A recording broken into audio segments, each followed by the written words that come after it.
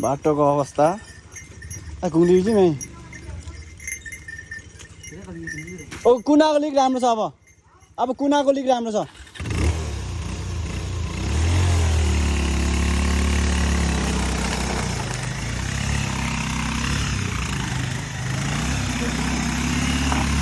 बाटोको पारा यस्तो छ गुरु भ्यालीमा चाहिँ यहाँ चाहिँ बाटो बनाउँदैछ जे होस् अबको 1 मन्थ पछि चाहिँ यहाँ पुरा ढलान हुन्छ 1 मन्थ पछि घुम्न आउँदा हुन्छ है अहिले यस्तो छ अहिले चाहिँ यस्तो छ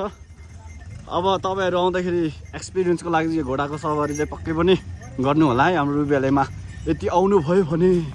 गाइस